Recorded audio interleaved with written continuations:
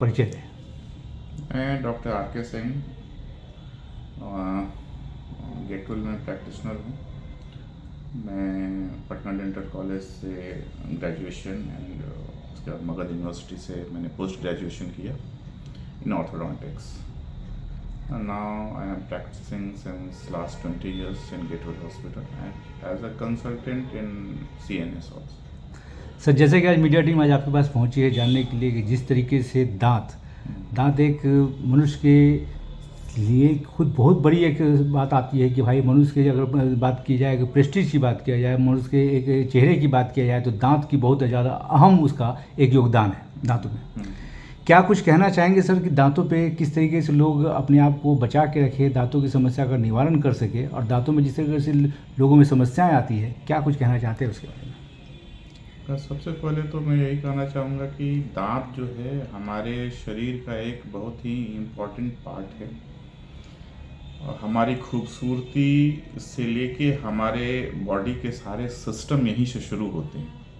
अगर किसी व्यक्ति के अंदर दांत नहीं रहे तो वो देखने में उसका लुक एकदम से बदल जाता है जी। तो ये तो थोड़ा एस्थेटिक पार्ट हो गया, लेकिन जब हम फंक्शनल पार्ट की बात करते हैं तो वहाँ पे हमारा सारा सिस्टम ही यहीं से शुरू होता है। हमारा खाना पीना और उस खाने पीने की बदौलत हमारा जो शरीर का हेल्थ है, हमारे सारे सिस्टम उसी बेस पे आगे बढ़ते हैं। तो अगर एक मनुष्य में दांतों का स्वस्थ होना बहुत ज़रूरी है जी। अगर ये स्वस्थ नहीं रखता है तो इससे कई सारी बीमारियां उत्पन्न हो सकती हैं। प्रायः सर हम लोग देखते हैं गांव में, शहर की तो बात अभी फ़िलहाल नहीं कर सकते, लेकिन प्रायः गांव में हम लोग बराबर ये देखते हैं कि जिस तरह से लोगों में आज भी अवेयरनेस की कमी है। आज भी दांतों को लेकर लोगों ने एक मान्यता बना लिया है कि हाँ भाई, कोई गुलमंजन हम यूज़ कर ले तो हमारा दांत जो है साफ़ हो जाता है, कोई पाउडर यूज़ कर ले तो हमारा दांत साफ़ हो जाता है, और फिर वो जाके आगे जाके बहुत ही घातक सिद्ध होता है। क्या कुछ कहना चाहेंगे उसके बारे में? दांतों का सबसे बड़ा शत्रु जो है वो हमारा रिफाइंड फूड है। जो आप प्रोसेस्ड फूड, रिफाइंड फूड खाते हैं तो उसमें चबाने की आवश्यकता कम होती है, और जब चबाते कम है, चबाना जो है अपने आप में एक एक्सरसाइज है और इससे दांत स्वस्थ भी रहते हैं, उसके आसपास के स्ट्रक्चर मजबूत भी रहते हैं और ये दांतों को क्लीन भी करता है। तो जब आप चबाएंगे ही नहीं और प्रोसेस्ड फूड पे डिपेंडेंट हो जाएंगे तो ये सारी स्थितियां बदलने लगती हैं। वैसे स्थिति में प्लाक का डिपोजिशन होना, जी। प्लाक जो एक तरह का प्रोटीनेशियस लेयर है जो दांते के ऊपर चिपक जाता है खाना खाने के बाद, जी। तो वो एक बढ़िया माध्यम हो जाता है बैक्टीरियल ग्रोथ के लिए। और अगर आप उसकी सही से सफाई नहीं करते हैं और बार बार वो जमता रहता है तो धीरे धीरे जो दांतों का डिकैल्सिफिकेशन, उसका गलना शुरू हो जाता है, कमज़ोर होना शुरू हो जाता है। तो इसलिए हम लोग रिकमेंड करते हैं कि आप 12 घंटे में एक बार दांतों की क्लीनिंग कर लें, ताकि वो जो प्लाक जो जमा हो रहा है, वो चिपचिपा जो लेयर जमा हो रहा है दांतों पे, वो हटता रहे, ताकि उस पर बैक्टीरिया पनपे नहीं। सर, जैसे कि आपने कहा कि 12 घंटे में एक बार दांत की सफाई जरूर कर ले, क्या अगर एक दिन में बात करें सर तो कितनी बार दांतों की सफाई की जा सकती है सर? 2 बार। बाकी आप माउथ वॉश, रिंजिंग वगैरह कर सकते हैं इन बिटवीन खाने के बाद, लेकिन ऐसे जो नॉर्मल ब्रशिंग है वो 2 बार आप कर सकते हैं, एक सोने के वक्त में और एक सुबह, तो हर लोग करता ही है। जी। सर, दांतों में जिस तरीके से पीलापन का असर देखना पड़ता है, बहुत सारे लोग जो है आज भी जिस तरीके से उस चीज़ से ग्रसित है, पीलापन से, लाख भी ब्रश कर लेने के बाद, लाख भी पेस्ट पाउडर यूज़ करने के बाद वो पीलापन दूर नहीं हो पाता। सर, क्या कुछ कहना चाहते हैं उनके लिए? ये पीलापन 2 तरीके से हो सकता है। एक तो एक्सट्रिंसिक स्टेन, बाहरी कोई पदार्थ, बाहरी कोई पेय हमने पिया या खाया, वो दांतों पे हमारे आके चिपक गया या उसके वजह से दांतों का कलर चेंज हो गया। दूसरा है इंट्रिंसिक, अंदर से, दांतों के अंदर से। ऐसी कई बीमारियां हैं जिसमें कि ये चीज़ें दांतों के अंदर से पनप जाती हैं। तो अब इसका ट्रीटमेंट डिपेंड करता है कि ये किस तरह का स्टेन है। बाहर से है तो उसको हटाया जा सकता है सफाई के माध्यम से, अच्छे ब्रशिंग के माध्यम से, ओरल हाइजीन को ठीक रख के। और अगर दांतों के अंदर से है तो फिर उसकी प्रक्रिया चेंज हो जाती है। उसके लिए कुछ ट्रीटमेंट की आवश्यकता होती है, ब्लीचिंग वगैरह करके, इंटरनल ब्लीच एक्सटर्नल ब्लीच करके उसको दूर किया जा सकता है। बहुत सारे लोग जो हैं अगर दांतों की समस्याओं के लिए दांत के डॉक्टर के पास जाते हैं तो पता चलता है वहाँ पे कि दांत को निकालना ही अब एक लास्ट उपाय हो चुका है। इसमें कितनी सच्चाई है सर? क्या दांतों को निकालना ही एकमात्र समस्या का निवारण है या फिर दांतों को रख के समस्या का निवारण किया जा सकता है?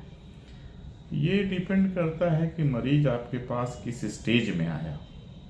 अगर समय रहते वो मरीज आपके पास आ गया तो ऐसी विधियां हैं जिससे कि हम लोग उस दांत के लाइफ को अगले 5-10 साल तक और आगे लेके जा सकते हैं जी। लेकिन अगर कोई मरीज उतना जागरूक नहीं है और वो इस समस्या को टाले आ रहा है और वैसी स्थिति में उसका जो दांत है बिल्कुल ख़त्म हो जाता है तो उस स्थिति में निकालना मजबूरी हो जाती है। हम लोग को ये देखना पड़ता है कि इस दांत को रखने में हम फंक्शनली यूज़ कर पाएंगे कि नहीं। अगर वो दांत उस लायक है तो उसको बचा लिया जा सकता है, अगर वो उस लायक नहीं है तो निकाल दिया जा सकता है। सर दर्शक जो है, जनता जो है वो पूरी तरह से अभी आज भी कंफ्यूज है, आज भी आश्चर्यचकित रहती है, आज भी वो समस्याओं से घिरी रहती है कि आखिर जो टीवी पे जो आज बड़े बड़े सितारे, बॉलीवुड के बहुत बड़े बड़े सितारे जो हैं, सलमान खान, शाहरुख खान, बहुत बड़े बड़े सितारे जो है जो ऐड करते हैं दांतों की सफाई करने के लिए बहुत सारे टूथपेस्ट यूज़ करते हैं। लेकिन लोग आज भी कंफ्यूज है जनता कि सर कौन सा टूथपेस्ट हमें यूज़ करना चाहिए। टूथपेस्ट एक माध्यम है दांतों की सफाई का। मेन जो सफाई का तरीका है आपका ब्रशिंग और फ्लॉसिंग ही है जी। टूथपेस्ट एक ऐसा माध्यम बनाता है जिसमें कि आपको ये सफाई करते वक्त एक बैड स्मेल महसूस नहीं हो और अब साथ साथ उसमें कुछ मेडिकामेंट्स मिला हुआ आ रहा है, कुछ पॉलिशिंग एजेंट्स मिला हुआ आता है जो कि दांतों को चमकीला रखता है जी। तो इसलिए हम लोग रिकमेंड करते हैं कि वैसे टूथपेस्ट आप यूज़ करें जिसमें डेंटिफ्राइसिस, जिसमें पार्टिकल्स का साइज बहुत कम हो ताकि आपके दांतों में स्क्रैच नहीं पड़े। जैसे हम कोई लाल दंत मंजन कोई गुल करता है तो वो जो है उसमें पार्टिकल साइज बहुत बड़े बड़े होते हैं। तो यूँ समझ लीजिए कि आप अपने दांतों पे एक जैसे बालू रगड़ेंगे तो कैसे स्क्रैच आएगा, तो उसी तरह से वो लाल दंत मंजन और गुल काम करता है जी। वो आपके दांतों को धीरे धीरे काटता जाएगा। हाँ, और आपको लगेगा कि हम अच्छे से कर रहे हैं लेकिन एट द एंड वो काफ़ी नुकसान पहुंचा चुका होता है। इसलिए हमारा सजेशन ये है कि लोग पेस्ट यूज़ करें जिसमें पार्टिकल साइज बहुत कम हो जिससे कि दांतों की पॉलिशिंग हो सके, ना कि उसका क्षरण। सर मरीज आपके पास जब पहुंचते हैं तो सबसे बड़ी समस्या दांतों की समस्या को लेके जब पहुंचते हैं तो क्या कुछ सबसे पहले सर्वप्रथम देखा जाता है उनकी समस्याओं का, और समस्याओं का निवारण फिर किस तरीके से आप करते हैं, थोड़ा डिटेल में दर्शकों को थोड़ा सा संक्षिप्त में बताते हैं। हमारे दंत विभाग में बहुत सारे ब्रांचेस हैं तो सबसे पहले तो हम लोग कैटेगराइज करते हैं कि समस्या क्या है और किस सेगमेंट की है जी। इसमें आपको सर्जरी से लेके कॉस्मेटिक डेंटिस्ट्री तक की बात आ जाती है। बिल्कुल।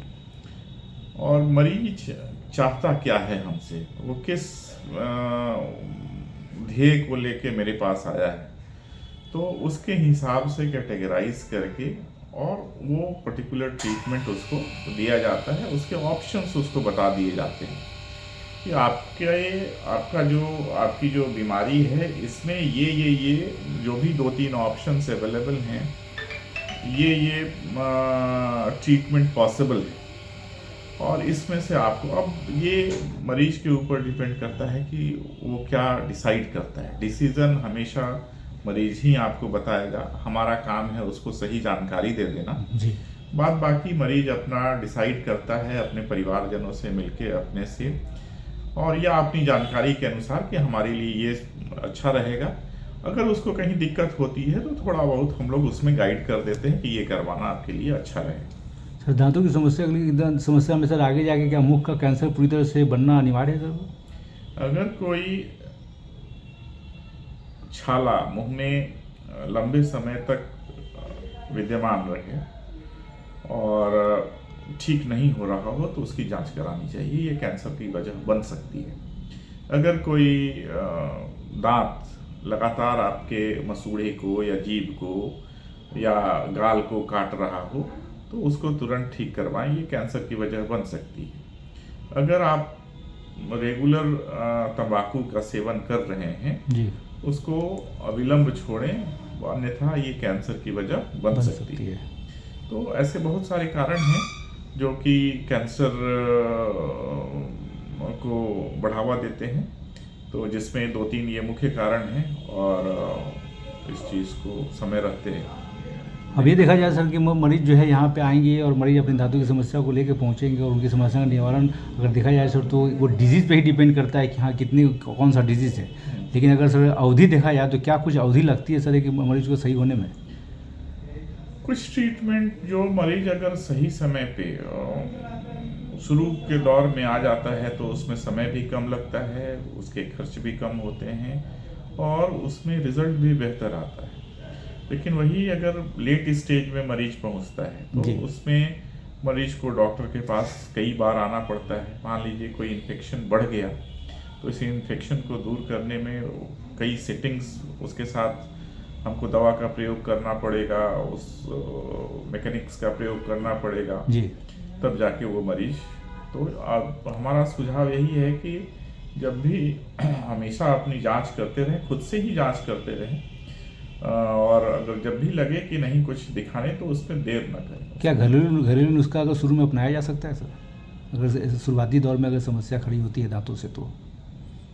इसके लिए हम लोग मना नहीं करते हैं। बहुत सारे हमारे एंसेंट मेडिसिन में कुछ ऐसी चीज़ें हैं जो कि जिसका मेडिसिनल यूज़ है, जैसे नीम का दतून हमारे लोग यूज़ करते थे, तो नीम का अपना एक प्रभाव था, उसका मेडिसिनल इफेक्ट था, वो हम लोग वैसे मना नहीं करते हैं जी। लेकिन समय समय पे जांच भी जरूरी है, अपने डॉक्टर से मिलें। क्योंकि प्रायः ये देखा जाता है सर कि रातों को ये समस्या जब खड़ी होती है दांतों से तो लोग लौंग का तेल दांत में डाल लेते हैं या कुछ लौंग चबा लेते हैं जिससे दांतों की समस्या कुछ राहत मिलती है, लोगों की ऐसी धारणा है। इसमें कितनी सच्चाई है सर? ये एक तात्कालिक प्रभाव को कम करना है, ये जैसे हम लोग कहते हैं सिम्टोमेटिक ट्रीटमेंट। जी, सिम्टम्स कुछ आए तो आपने तात्कालिक कुछ प्रभाव कुछ उपाय कर लिया, लेकिन वो समस्या का पूर्ण निदान नहीं है। समस्या की जड़ तक पहुंचना है, उसको दूर करना है, कारण ढूंढना है, कारण किस वजह से ये हो रहा है और उस कारण को हटाना है, तभी उसका संपूर्ण निदान निकलेगा।